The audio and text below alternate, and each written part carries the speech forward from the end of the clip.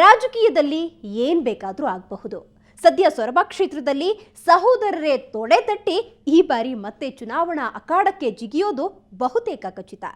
ಇಬ್ಬರ ಜಗಳದಲ್ಲಿ ಈ ಬಾರಿ ಮತ್ತೆ ಹಾಲಪ್ಪ ವಿನ್ ಆಗ್ತಾರಾ? ಕ್ಷೇತ್ರದಲ್ಲಿ ಮತ್ತೊಮ್ಮೆ ವಿಜಯ ಮಾಲೆ ಹಾಕಿಸಿಕೊಳ್ತಾರಾ ಅನ್ನೋದಕ್ಕೆ ಇಲ್ಲಿದೆ ಉತ್ತರ.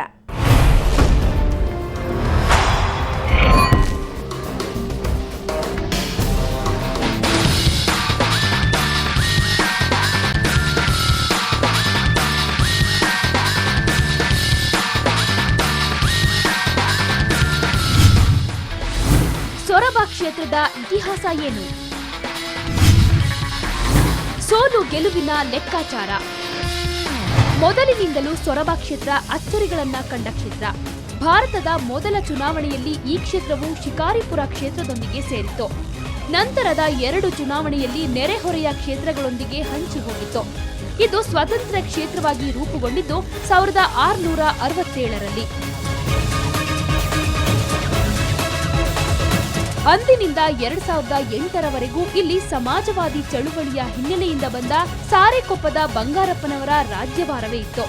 ಒಟ್ಟು 7 ಬಾರಿ ಎಂಎಲ್ಎ ಆಗಿದ್ದಾರೆ. ಈ ಮೂಲಕ ಸೋಲಿಲ್ಲದ ಸರದಾರ ಎಂಬ ಖ್ಯಾತಿ ಗಳಿಸಿದ ಬಂಗಾರಪ್ಪ ಸಚಿವರಾಗಿ 1992ರಲ್ಲಿ ರಾಜ್ಯದ ಮುಖ್ಯಮಂತ್ರಿಗಳಾಗಿದ್ದರು.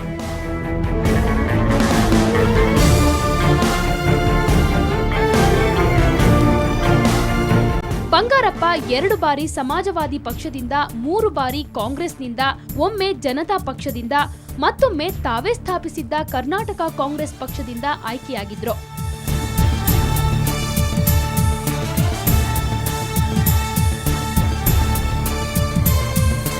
ಬಂಗಾರಪ್ಪ ಅವರ ಸಾಮ್ರಾಜ್ಯ ಒಡೆಯಲು ಯಡಿಯೂರಪ್ಪನವರ ಅಲೆಯೇ ಬರಬೇಕಾಯಿತು. ಬಿಜೆಪಿ ಪಾಲಿಗೆ 2008ರ ಚುನಾವಣೆ ಅತ್ಯಂತ ಮಹತ್ವದ್ದು. ಅದೇ ರೀತಿ ಸೊರಬದಲ್ಲಿಯೂ ರಾಜಕೀಯ ಪಲ್ಲಟಕ್ಕೆ ಕಾರಣವಾಗಿ ಬಂಗಾರಪ್ಪ ಕಟ್ಟಿದ ಕೋಟೆ ಛಿದ್ರವಾಗಿ ಕಮಲ ಅಲ್ಲಿ ಕಿಲಕಿಲ ಅನ್ನೋ ಹಾಗಾಯ್ತು.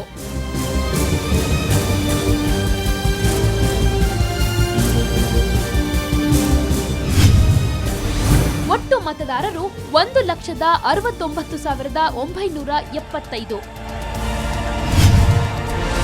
ಮಹಿಳಾ ಮತದಾರರು 82,676. ಪುರುಷ ಮತದಾರರು 87,299. ಸೊರಬ ವಿಧಾನಸಭಾ ಕ್ಷೇತ್ರದಲ್ಲಿ ಇದುವರೆಗೂ 13 ಚುನಾವಣೆಗಳು ನಡೆದಿವೆ. ಕಳೆದ ಬಾರಿಯ ಚುನಾವಣೆಯಲ್ಲಿ ಹರತಾಳು ಹಾಲಪ್ಪ ಭರ್ಜರಿ ಗೆಲುವು ಸಾಧಿಸಿದ್ರು. 53,552 ಮತಗಳನ್ನ ಪಡೆದು ವಿನ್ ಆಗಿದ್ರು. ಅಂದು ಕಾಂಗ್ರೆಸ್ನಿಂದ ಸ್ಪರ್ಧಿಸಿದ್ದ ಕುಮಾರ್ ಬಂಗಾರಪ್ಪ 32,499 ಮತಗಳನ್ನ ಪಡೆದು ಸೋತಿದ್ರು. ಗೆಲುವಿನ ಅಂತರ ಬರೋಬ್ಬರಿ 21,053 ಇತ್ತು.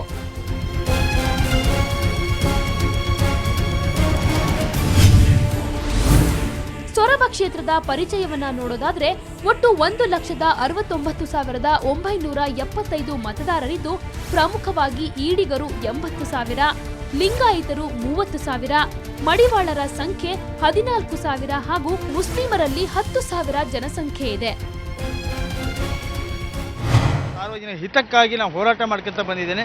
ಹಾಗಾಗಿ ಇವತ್ತು ಸೊರಬ ತಾಲೂಕಿನಲ್ಲಿ ಜನರಿಗೆ ಗೊತ್ತಿದೆ, ಟಿವಿ ಮಾಧ್ಯಮದಲ್ಲೂ ನೋಡ್ತಾರೆ, ಭ್ರಷ್ಟಾಚಾರ ಮತ್ತೊಂದು ಮುಗಿದೊಂದು ನೋಡ್ತಾ ಇದ್ದಾರೆ.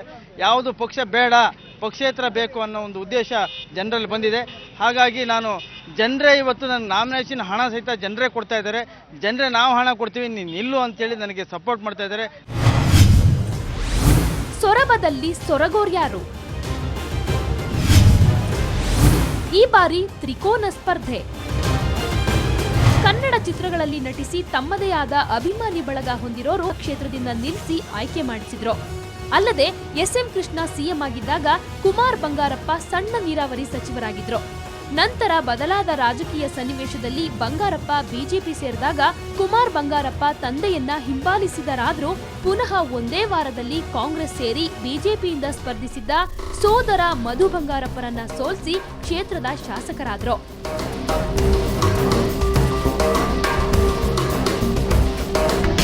ಈ ಮೂಲಕ ತಂದೆ ಮತ್ತು ಸೋದರನ ವಿರುದ್ಧ ರಾಜಕೀಯವಾಗಿ ಜಯಗಳಿಸಿ ಕುಟುಂಬದಿಂದ ದೂರ ಸರಿದ್ರು. ಇದೀಗ ಸಹೋದರ ಮಧು ಬಂಗಾರಪ್ಪ ಜೆಡಿಎಸ್ ಮೂಲಕ ಅಖಾಡ ಪ್ರವೇಶ ಮಾಡಲಿದ್ದಾರೆ. ಹೀಗಾಗಿ ಈ ಬಾರಿಯ ಕದನ ಕುತೂಹಲ ಕೆರಳಿಸಿದೆ.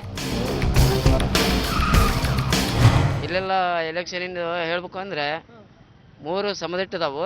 ಆದರೆ JDS ಮತ್ತು KGP ಪೈಪೋಟಿ ಬೀಳ್ತೈತಿ. JDS ಮುನ್ನಡೆ ಐತಿ. JDS ಮುನ್ನಡೆ ಐತಿ. ಕಾಂಗ್ರೆಸ್ಸಿಂದ ನಾ ಹೇಳೋಕ್ಕಾಗಲ್ಲ. JDS ಮುನ್ನಡೆ ಐತಿ. ಅಲ್ಲ, ಇಬ್ಬರು ಜಗಳ ಆಡಿದ್ರಲ್ಲಿ ಮೂರನೇರಿಗೆ ಲಾಭ ಆಗೋದು ಅಂದರೆ ಮಧು ಬಂಗಾರಪ್ಪನವ್ರಿಗೆ ಲಾಭ ಆಗ್ತೈತಿ.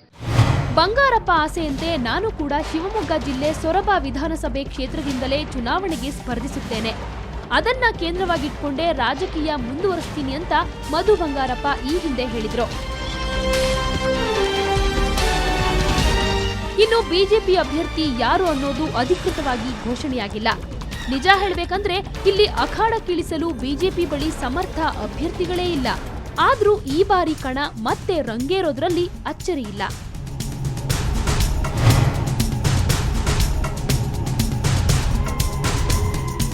ಸೊರಬ ಕ್ಷೇತ್ರದಲ್ಲಿ ಅಭಿವೃದ್ಧಿ ಕೆಲಸಗಳು ಆಗಿವ್ಯಾ? ಕುಮಾರ್ ಬಂಗಾರಪ್ಪ ಏನ್ ಮಾಡಿದ್ರು, ಹರತಾಳು ಹಾಲಪ್ಪ ಏನ್ ಮಾಡಿದ್ರು ಅನ್ನೋದನ್ನ ಜನರಿಂದಲೇ ಕೇಳಿ ತಿಳಿದುಕೊಳ್ಳೋಣ. ಅದಕ್ಕೂ ಮೊದಲು ಮತ್ತೊಂದು ಬ್ರೇಕ್.